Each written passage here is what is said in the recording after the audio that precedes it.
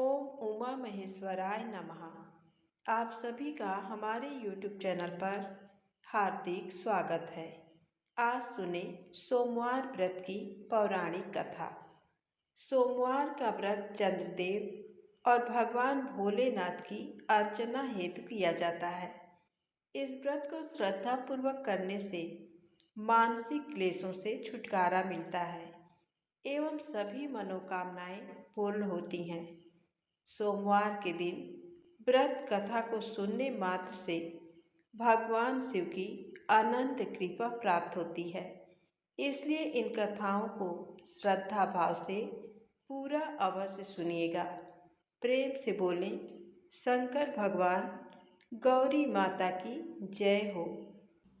बहुत समय पहले वास्कल नामक गांव में बिंदुक नाम का एक ब्राह्मण रहता था। वह अधर्मी, दुरात्मा एवं महापापी था। उसकी स्त्री बहुत सुंदर थी। उसका नाम चंचुला था। वह सदा उत्तम धर्म का पालन करती थी, परंतु बिंदुक वेश्यागामी था। इस तरह कुकर्म करते हुए बहुत समय व्यतीत हो गया। उसकी स्त्री काम से पीड़ित होने पर भी स्वधर्म नाश के भय से क्लेश सहकर भी काफी समय तक धर्म भ्रष्ट नहीं हुई, परंतु आगे चलकर वह भी अपने दुराचारी पति के आचरण से प्रभावित होकर दुराचारिणी और अपने धर्म से विमुख हो गई। इस तरह दुराचार में डूबे हुए उन पति पत्नी का बहुत सा समय व्यर्थ बीत गया। वेश्यागामी दूषित बुद्धि वाला वह दुष्ट ब्राह्मण बिंदुक समयानुसार मृत्यु को प्राप्त हो नरक में चला गया। बहुत दिनों तक नरक के दुखों को भोग कर वह मूढ़ बुद्धि पापी विंध्य पर्वत पर भयंकर पिशाच हुआ। इधर उस दुराचारी बिंदु के मर जाने पर वह चंचुला नामक स्त्री बहुत समय तक पुत्रों के साथ अपने घर में रहती रही। पति की मृत्यु के बाद वह भी अपने धर्म से गिरकर पर पुरुषों का संग करने लगी थी। सतियां विपत्ति में भी अपने धर्म का पालन करना नहीं छोड़ती। यही तो तप है। तप कठिन तो होता है, लेकिन इसका फल मीठा होता है। एक दिन दैव योग से किसी पुण्य पर्व के आने पर वह अपने भाई बंधुओं के साथ गोकर्ण क्षेत्र में गई। उसने तीर्थ के जल में स्नान किया एवं बंधुजनों के साथ यहाँ वहाँ घूमने लगी। घूमते घूमते वह एक देव मंदिर में गई। वहां उसने एक ब्राह्मण के मुख से भगवान शिव की परम पवित्र एवं मंगलकारी कथा सुनी। कथावाचक ब्राह्मण कह रहे थे कि जो स्त्रियां व्यभिचार करती हैं वे मरने के बाद जब यमलोक जाती हैं तब यमराज के दूत उन्हें तरह तरह से यंत्रणा देते हैं। वे उसके कामांगों को तप्त लौह दंडों से दागते हैं। तप्त लौह के पुरुष से उसका संसर्ग कराते हैं। ये सारे दंड इतनी वेदना देने वाले होते हैं कि जीव पुकार पुकार कर कहता है कि अब वह ऐसा नहीं करेगा, लेकिन यमदूत उसे छोड़ते नहीं। कर्मों का फल तो सभी को भोगना पड़ता है। देव ऋषि मनुष्य सभी इससे बंधे हुए हैं। ब्राह्मण के मुख से ये वैराग्य बढ़ाने वाली कथा सुनकर चंचुला भय से व्याकुल हो गई। कथा समाप्त होने पर सभी लोग वहां से चले गए। तब कथा बाँचने वाले ब्राह्मण देवता से चंचुला ने कहा, हे ब्राह्मण, धर्म को न जानने के कारण मेरे द्वारा बहुत बड़ा दुराचार हुआ है। स्वामी, मेरे ऊपर कृपा कर मेरा उद्धार कीजिए।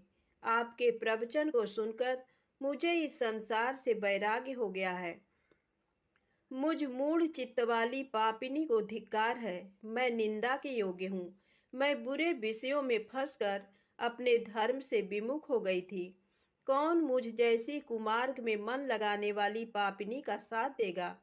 जब यमदूत मेरे गले में फंदा डालकर मुझे बांध कर ले जाएंगे और नरक में मेरे शरीर के टुकड़े करेंगे, तब मैं कैसे उन महायातनाओं को सहन कर पाऊंगी? मैं सब प्रकार से नष्ट हो गई हूँ, क्योंकि अभी तक मैं हर तरह से पाप में डूबी रही हूँ। हे ब्राह्मण, आप मेरे गुरु हैं। आप ही मेरे माता पिता हैं। मैं आपके शरण में आई हूँ। मुझ अबला का अब आप ही उद्धार कीजिए। इस प्रकार विलाप करती हुई चंचुला ब्राह्मण देवता के चरणों में गिर पड़ी। तब ब्राह्मण ने उसे कृपा पूर्वक उठाया और इस प्रकार कहा, नारी, तुम सौभाग्यशाली हो जो भगवान शंकर की कृपा से तुमने वैराग्यपूर्ण ये कथा सुनी। कथा सुनकर समय से अपनी गलती का एहसास कर लिया है। तुम डरो मत और भगवान शिव की शरण में जाओ। उनकी परम कृपा से तुम्हारे सभी पाप नष्ट हो जाएंगे। मैं तुम्हें भगवान शिव की कथा सहित वह मार्ग बताऊंगा जिसके द्वारा तुम्हें सुख देने वाली उत्तम गति प्राप्त होगी। शिव कथा सुनने से तुम्हारी बुद्धि शुद्ध हो गई है और तुम्हें पश्चाताप हुआ है तथा मन में वैराग्य उत्पन्न हुआ है। पश्चाताप ही पाप करने वाले पापियों के लिए सबसे बड़ा प्रायश्चित है। जो मनुष्य अपने कुकर्म के लिए पश्चाताप नहीं करता वह उत्तम गति प्राप्त नहीं करता, परंतु जिसे अपने कुकृत्य पर हार्दिक पश्चाताप होता है वह अवश्य उत्तम गति का भागीदार होता है। इसमें कोई शक नहीं है। शुद्ध चित्त में ही भगवान शिव व पार्वती का वास होता है। वह शुद्धात्मा पुरुष सदा शिव के पद को प्राप्त होता है। इस कथा का श्रवण सभी मनुष्यों के लिए कल्याणकारी है, अतः इसकी आराधना व सेवा करनी चाहिए। हे ब्राह्मण पत्नी, तुम अन्य विषयों से अपने मन को हटाकर भगवान शंकर की इस परम पावन कथा को सुनो। इससे तुम्हारे चित्त की शुद्धि होगी और तुम्हें मोक्ष की प्राप्ति होगी। जो मनुष्य निर्मल हृदय से भगवान शिव के चरणों का चिंतन करता है उसकी एक ही जन्म में मुक्ति हो जाती है। ये कहकर वे ब्राह्मण चुप हो गए। उनका हृदय करुणा से भर गया। वे ध्यान में मग्न हो गए। ब्राह्मण का ये उपदेश सुनकर चंचुला के नेत्रों में आनंद के आंसू छलक आए। वह हर्ष भरे हृदय से ब्राह्मण देवता के चरणों में गिर गई और हाथ जोड़कर बोली, मैं कृतार्थ हो गई। हे ब्राह्मण, शिव भक्तों में श्रेष्ठ स्वामीन, आप धन्य हैं। आप परमार्थदर्शी हैं और सदा परोपकार में लगे रहते हैं। साधो, मैं नरक के समुद्र में गिर रही हूँ, कृपा कर मेरा उद्धार कीजिए। जिस पौराणिक व अमृत के समान कथा की बात आपने की है उसे सुनकर ही मेरे मन में वैराग्य उत्पन्न हुआ है। उस अमृतमयी कथा को सुनने के लिए मेरे मन में बड़ी श्रद्धा हो रही है। कृपया आप मुझे उसे सुनाइए। कथा सुनने की इच्छा मन में लिए हुए चंचुला उन ब्राह्मण देवता की सेवा में वहीं रहने लगी। उस गोकर्ण नामक महाक्षेत्र में उन ब्राह्मण देवता के मुख से चंचुला भगवान शिव की भक्ति, ज्ञान और वैराग्य बढ़ाने वाली और मुक्ति देने वाली परम उत्तम कथा सुनकर कृतार्थ हुई। उसका चित्त शुद्ध हो गया। वह अपने हृदय में शिव के सगुण रूप का चिंतन करने लगी। वह सदैव शिव के सच्चिदानंदमय स्वरूप का स्मरण करती थी। तत्पश्चात अपना समय पूर्ण होने पर चंचुला ने बिना किसी कष्ट के अपना शरीर त्याग दिया। उसे लेने के लिए एक दिव्य विमान वहां पहुंचा। ये विमान शोभा साधनों से सजा था एवं शिवगणों से सुशोभित था।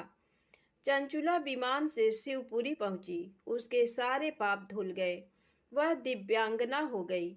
वह गौरांगी देवी मस्तक पर अर्धचंद्र का मुकुट व अन्य दिव्य आभूषण पहने शिवपुरी में पहुंची। वहां उसने सनातन देवता त्रिनेत्रधारी महादेव शिव को देखा। सभी देवता उनकी सेवा में भक्तिभाव से उपस्थित थे। उनकी अंग कांति करोड़ों सूर्यों के समान प्रकाशित हो रही थी। 5 मुख और हर मुख में 3 नेत्र थे। मस्तक पर अर्धचंद्राकार मुकुट शोभायमान हो रहा था। कंठ में नील चिन्ह था। उनके साथ में देवी गौरी विराजमान थी जो विद्युत पुंज के समान प्रकाशित हो रही थी। महादेव जी की कांति कपूर के समान गौर थी। उनके शरीर पर श्वेत वस्त्र थे तथा शरीर श्वेत भस्म से युक्त था। इस प्रकार भगवान शिव के परम उज्जवल रूप के दर्शन कर चंचुला बहुत प्रसन्न हुई। उसने भगवान को बारंबार प्रणाम किया और हाथ जोड़कर प्रेम, आनंद और संतोष से युक्त हो विनीत भाव से खड़ी हो गई। उसके नेत्रों से आनंदाश्रुओं की धारा बहने लगी। भगवान शंकर व भगवती गौरी उमा ने करुणा के साथ सौम्य दृष्टि से देखकर चंचुला को अपने पास बुलाया। गौरी उमा ने उसे प्रेम पूर्वक अपनी सखी बना लिया। चंचुला सुख पूर्वक भगवान शिव के धाम में उमा देवी की सखी के रूप में निवास करने लगी। एक दिन चंचुला आनंद में मग्न उमा देवी के पास गई और दोनों हाथ जोड़कर उनकी स्तुति करने लगी। हे गिरिराज नंदिनी, स्कंद माता उमा, आप सभी मनुष्यों एवं देवताओं द्वारा पूज्य तथा समस्त सुखों को देने वाली हैं। आप शंभु प्रिया हैं। आप ही सगुणा और निर्गुणा हैं। हे सच्चिदानंद स्वरूपिणी, आप ही प्रकृति की पोषक हैं। हे माता, आप ही संसार की सृष्टि, पालन और संहार करने वाली हैं। इस प्रकार सद्गति प्राप्त चंचुला देवी की स्तुति कर शांत हो गई। उसकी आंखों में प्रेम के आंसू उमड़ आए। तब शंकर प्रिया भक्त वत्सला उमा देवी ने बड़े प्रेम से चंचुला को चुप कराते हुए कहा, सखी चंचुला, मैं तुम्हारी स्तुति से प्रसन्न हूँ। बोलो, क्या वर मांगती हो? चंचुला बोली, हे गिरिराज कुमारी, मेरे पति बिंदुक इस समय कहाँ हैं? उनकी स्थिति कैसी है, मुझे बताइए और कुछ उपाय कीजिए ताकि हम फिर से मिल सकें। हे महादेवी, मेरे पति एक शूद्र जाति वेश्या के प्रति आसक्त थे और पाप में ही डूबे रहते थे। गिरिजा बोली, बेटी, तुम्हारा पति बिंदुक बड़ा पापी था। उसका अंत बड़ा भयानक हुआ। वेश्या का उपभोग करने के कारण वह मूर्ख नरक में अनेक वर्षों तक अनेक प्रकार के दुख भोग कर अब शेष पाप को भोगने के लिए विंध्य पर्वत पर पिशाच की योनि में रह रहा है। वह दुष्ट वहीं वायु पीकर रहता है और सब प्रकार के कष्ट सहता है।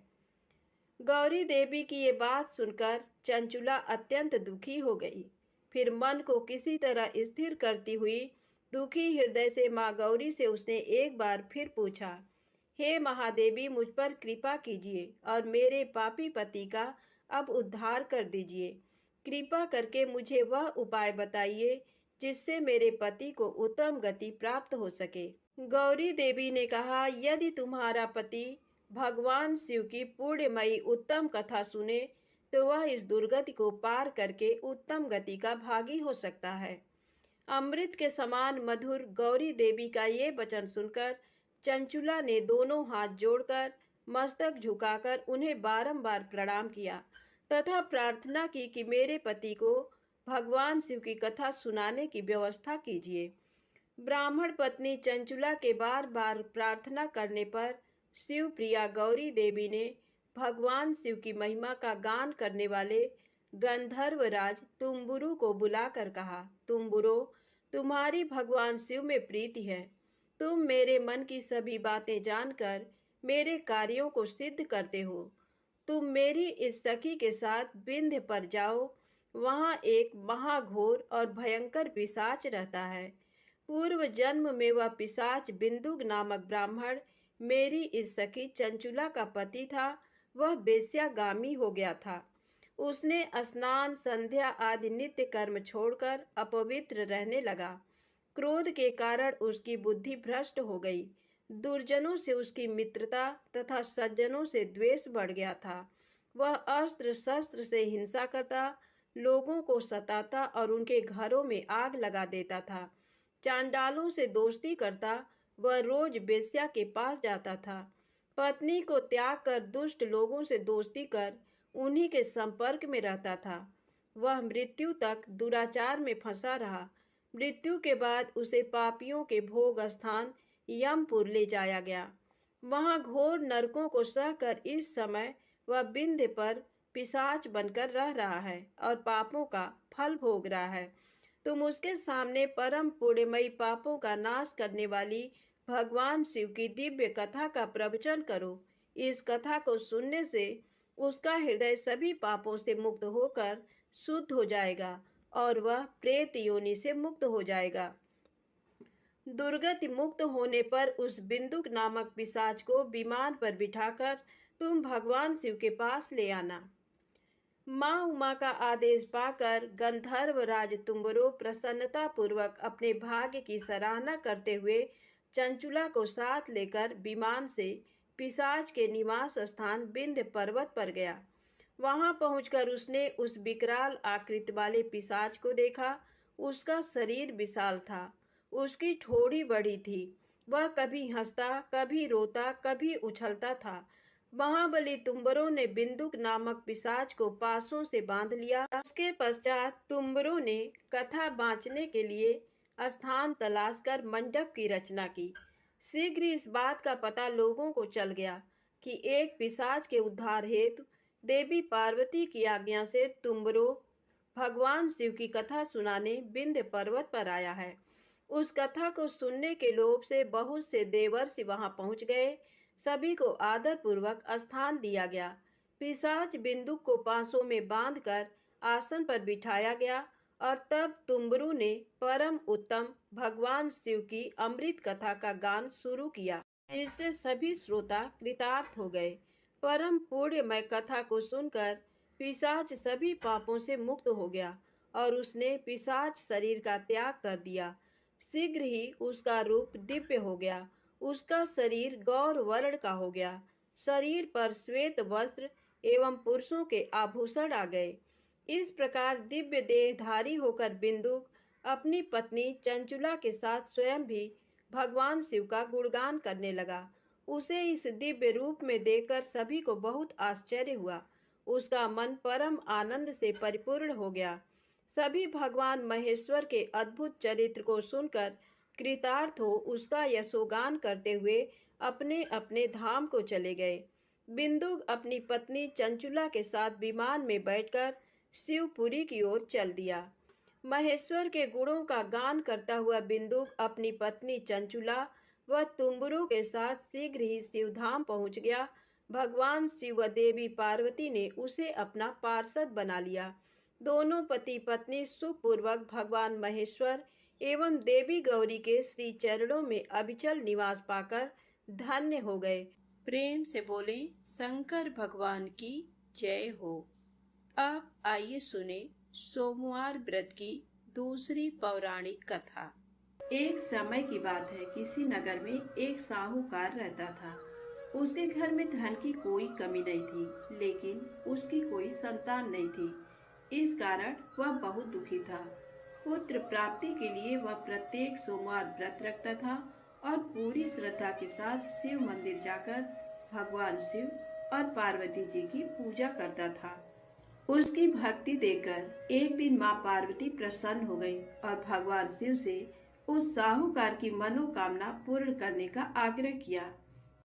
पार्वती जी की इच्छा सुनकर भगवान शिव ने कहा कि हे पार्वती, इस संसार में हर प्राणी को उसके कर्मों का फल मिलता है और जिसके भाग्य में जो हो उसे भोगना ही पड़ता है। लेकिन पार्वती जी ने साहूकार की भक्ति का मान रखने के लिए उसकी मनोकामना पूर्ण करने की इच्छा जताई। माता पार्वती के आग्रह पर शिव जी ने साहूकार को पुत्र प्राप्ति का वरदान तो दिया, लेकिन साथ ही ये भी कहा कि उसके बालक की आयु केवल 12 वर्ष होगी। माता पार्वती और भगवान शिव की बातचीत को साहूकार सुन रहा था। उसे ना तो इस बात की खुशी थी और ना ही दुख। वह पहले की भांति शिव जी की पूजा करता रहा। कुछ समय के बाद साहूकार के घर एक पुत्र का जन्म हुआ। जब वो बालक 11 वर्ष का हुआ तो उसे पढ़ने के लिए काशी भेज दिया गया। साहूकार ने पुत्र के मामा को बुलाकर उसे बहुत सारा धन दिया और कहा कि तुम इस बालक को काशी विद्या प्राप्ति के लिए ले जाओ और मार्ग में यज्ञ कराना। जहाँ भी यज्ञ कराओ वहाँ ब्राह्मणों को भोजन कराते और दक्षिणा देते हुए जाना। दोनों मामा भांजे इसी तरह यज्ञ कराते और ब्राह्मणों को दान दक्षिणा देते काशी की ओर चल पड़े। रात में एक नगर पड़ा जहाँ नगर के राजा की कन्या का विवाह था, लेकिन जिस राजकुमार से उसका विवाह होने वाला था वह एक आंख से काना था। राजकुमार के पिता ने अपने पुत्र के काना होने की बात को छुपाने के लिए एक चाल सोची। साहूकार के पुत्र को देखकर उसके मन में एक विचार आया। उसने सोचा क्यों न इस लड़के को दूल्हा बनाकर राजकुमारी से विवाह करा दूं। विवाह के बाद इसको धन देकर विदा कर दूंगा और राजकुमारी को अपने नगर ले जाऊंगा। लड़के को दूल्हे के वस्त्र पहनाकर राजकुमारी से विवाह कर दिया गया। लेकिन साहूकार का पुत्र ईमानदार था। उसे ये बात न्याय संगत नहीं लगी। उसने अवसर पाकर राजकुमारी के चुन्नी के पल्ले पर लिखा कि तुम्हारा विवाह तो मेरे साथ हुआ है, लेकिन जिस राजकुमार के संग तुम्हें भेजा जाएगा वह एक आंख से काना है। मैं तो काशी पढ़ने जा रहा हूँ। जब राजकुमारी ने चुन्नी पर लिखी बातें पढ़ी तो उसने अपने माता पिता को ये बात बताई। राजा ने अपनी पुत्री को विदा नहीं किया, जिससे बारात वापस चली गई। दूसरी ओर साहूकार का लड़का और उसका मामा काशी पहुंचे और वहां जाकर उन्होंने यज्ञ किया। जिस दिन लड़के की आयु 12 साल की हुई उसी दिन यज्ञ रखा गया। लड़के ने अपने मामा से कहा कि मेरी तबीयत कुछ ठीक नहीं है। मामा ने कहा कि तुम अंदर जाकर सो जाओ। शिव जी के वरदान के अनुसार कुछ ही देर में उस बालक के प्राण निकल गए। मृत भांजे को देख उसके मामा ने विलाप शुरू किया। संयोगवश उसी समय शिव जी और माता पार्वती उधर से जा रहे थे। पार्वती ने भगवान से कहा, स्वामी, मुझे इसके रोने के स्वर सहन नहीं हो रहा है। आप इस व्यक्ति के कष्ट को अवश्य दूर करें। जब शिव जी मृत बालक के समीप गए तो वह बोले कि ये उसी साहूकार का पुत्र है जिसे मैंने 12 वर्ष की आयु का वरदान दिया। अब इसकी आयु पूरी हो चुकी है। लेकिन मातृभाव से विभोर माता पार्वती ने कहा कि हे महादेव, आप इस बालक को और आयु देने की कृपा करें, अन्यथा इसके वियोग में इसके माता पिता भी तड़प तड़प कर मर जाएंगे। माता पार्वती के आग्रह पर भगवान शिव ने उस लड़के को जीवित होने का वरदान दिया। शिव जी की कृपा से वह लड़का जीवित हो गया। शिक्षा समाप्त करके लड़का मामा के साथ अपने नगर की ओर चल दिया। दोनों चलते हुए उसी नगर में पहुंचे जहां उसका विवाह हुआ था। उस नगर में भी उन्होंने यज्ञ का आयोजन किया। उस लड़के के ससुर ने उसे पहचान लिया और महल में ले जाकर उसकी खातिरदारी की और अपनी पुत्री को विदा किया। इधर साहूकार और उसकी पत्नी भूखे प्यासे रहकर बेटे की प्रतीक्षा कर रहे थे। उन्होंने प्रण कर रखा था कि यदि उन्हें अपने बेटे की मृत्यु का समाचार मिला तो वह भी प्राण त्याग देंगे। परंतु अपने बेटे के जीवित होने का समाचार पाकर वह बेहद प्रसन्न हुए। उसी रात भगवान शिव ने व्यापारी के स्वप्न में आकर कहा, हे श्रेष्ठी, मैंने तेरे सोमवार के व्रत करने और व्रत कथा सुनने से प्रसन्न होकर तेरे पुत्र को लंबी आयु प्रदान की है। इसी प्रकार जो कोई सोमवार व्रत करता है या कथा सुनता और पढ़ता है, उसके सभी दुख दूर होते हैं और समस्त मनोकामनाएं पूर्ण होती हैं। प्रेम से बोले शंकर भगवान की जय हो। अब आइए सुने भगवान शिव की दूसरी कथा, बैजू के भोले बाबा बैजनाथ। बैजू निहायत ही सीधा और सरल इंसान सवेरे शाम जानवर चराता और बाकी का समय मंदिर की साफ सफाई में। एक बार पुजारी बाबा 2 महीने के लिए तीर्थ पे जा रहे थे। बैजू को बुलाया और कहा, बैजू, मंदिर की सारी जिम्मेदारी तुम्हारे ऊपर है और एक बात, भोलेनाथ को भोग लगाए बिना खुद भोजन मत ग्रहण करना। बैजू दूसरे दिन नहा धो के जैसे तैसे बन पड़ा। भोजन तैयार कर भोलेनाथ के सामने थाली लेके हाजिर। बाबा, भोजन कर लो। बाबा टस से मस नहीं। सवेरे से शाम हो गई, ना बाबा ने भोजन ग्रहण किया और ना ही बैजू ने। 2-3 दिन यही सिलसिला चला। चौथे दिन बैजू का धीरज टूट गया। पास पड़ी लाठी उठाई और जकड़ दिया शिवलिंग पे। तत्काल भोलेनाथ हाजिर, पीठ मलते हुए। बोलो बैजू, क्या बात है?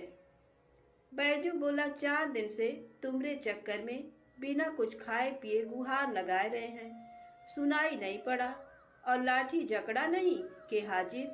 चलो भोजन करो तो हमहु कुछ खाई। बेचारे भोलेनाथ पीठ मलते चुपचाप आनंद के अतिरेक में डूबे, कच्चा पक्का जैसा भी था खाने लगे। अब बैजू बोला, बाबा, बड़ा कस के लगा है, रुको तुम भोजन करो। कहते हुए बैजू अंदर जाके चंदन लेकर आया, भोलेनाथ के पीठ पे लगाने लगा। भोजन के बाद भोलेनाथ चलने लगे तो बैजू बोला, कल शाम से आ जाइयो, ठीक है ना? बाबा ने कहा, हाँ हाँ बैजू, कल टाइम से आ जाएंगे। अगले दिन भोलेनाथ माता पार्वती के साथ विराजमान। बैजू बोला, बाबा ये कौन है आपके साथ? तब बाबा ने कहा, तुम्हारी अम्मा है, माता अन्नपूर्णा। बैजू ने कहा, आओ आओ अम्मा। तुरंत बेचारा भाग के दरी ले आया, बिछाया, अंदर से 2 थाली में भोजन लेके हाजिर। बाबा ने पूछा, बैजू तुम्हारे लिए भोजन बचा है ना? बैजू क्या बताता, बोला, हाँ बाबा, चिंता ना करो, बहुत है। आनंद में डूबे अश्रुपूरित नेत्रों से भोजन खत्म किया। तीसरे दिन फिर माता पार्वती के साथ विराजमान, वो भी समय से पहले। बैजू हकबकाया, बाबा आज इतनी जल्दी? माता पार्वती मुस्कुराई, बोली, बैजू आज खाना मैं बनाऊंगी। लाख मना करने के बावजूद बैजू की एक ना चली। माता पार्वती ने भोजन तैयार किया और 3 थाली में सजा के ले आई। भोजन शुरू। बैजू ने तो जिंदगी में ऐसा स्वादिष्ट भोजन किया न था, लेकिन भगवान शिव, वही भाव व प्रेम के भूखे भोलेनाथ ने पार्वती मैया से कहा, शिवा। माता ने कहा, हाँ स्वामी, आज भोजन में आनंद नहीं आ रहा है। माता की आंखों से आंसू निकल रहे थे। सच स्वामी, ना वो स्वाद है ना वो रस। धन्य है माता अन्नपूर्णा, जिनके नाम मात्र से भोजन में मिठास बढ़ जाए। उनको खुद का बनाया भोजन बेस्वाद लग रहा था। 2 महीनों का भोग सामग्री और कहाँ 3 आदमी का भोजन। बेचारे बैजू को अपने जानवर तक बेच देने पड़े। किन्हीं कारणवश पुजारी बाबा बजाय 2 महीनों के 1 महीने के अंदर ही तीर्थ से वापस आ गए। पुजारी बाबा ने बैजू को बुलाया और कहा, बैजू, भोलेनाथ को समय से भोग लगाता था ना? बैजू ने कहा, हाँ पुजारी बाबा, पर बाबा तुम तो कहत रहे हो कि वो अकेले आएंगे, पर वो तो माता अन्नपूर्णा के साथे आवत रहें और दोनों जने कस के भोजनों करत रहें। हमका आपन जानवर तक बेचे के पड़ा। पुजारी बाबा अपलक बैजू को निहार रहे थे। जानते थे कि ये झूठ बोल नहीं सकता, तो क्या भोलेनाथ माता पार्वती के साथ आते थे? तब बाबा ने कहा, बैजू आज तुम फिर भोग लगाओ, देखें कौन कौन आता है। बैजू बेचारा समय से भोजन लेके हाजिर। बुलाना शुरू। काहे को भोलेनाथ आए? बुलाते बुलाते थक गया, पर ना भोलेनाथ को आना था ना वो आए। बाबा बाबा, लाठी ना उठाऊंगा, चाहे तुम आओ या न आओ, लाठी ना उठाऊंगा बाबा, लाठी ना उठाऊंगा। बस शिवलिंग पकड़ के रोए जा रहा था और यही बोल रहा था, बाबा लाठी ना उठाऊंगा। तभी अचानक आवाज आई, बैजू आंखें खोलो बैजू, हम आ गए, आंखें खोलो बैजू। सामने ही माता पार्वती और भोलेनाथ विराजमान थे। लिपट गया चरणों में। माँ, बाबा, जो आज तुम न आते तो जान दे देता मैं अपनी। भोलेनाथ ने बैजू को हृदय से लगाया। बोले, बैजू बेमोल विज्ञा तेरे हाथों में। सुन, आज से मुझसे पहले लोग तेरा नाम लेंगे, फिर मेरा। आगे बैजू, पीछे नाथ, बैजनाथ। तो प्रेम से बोले, बाबा बैजनाथ जी की जय हो। भगवान शिव माता पार्वती की तीसरी कहानी। एक बार माता पार्वती ने भगवान शिव से कहा कि प्रभु, मैंने पृथ्वी पर देखा है कि जो व्यक्ति पहले से ही अपने प्रारब्ध से दुखी है, आप उसे और ज्यादा दुख प्रदान करते हैं, और जो सुख में है आप उसे दुख नहीं देते हैं। भगवान ने इस बात को समझाने के लिए माता पार्वती को धरती पर चलने के लिए कहा और दोनों ने इंसानी रूप में पति पत्नी का रूप लिया और एक गांव के पास डेरा जमाया।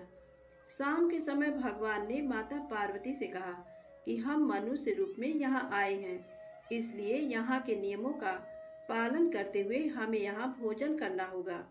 इसलिए मैं भोजन की सामग्री की व्यवस्था करता हूँ, तब तक तुम भोजन बनाओ।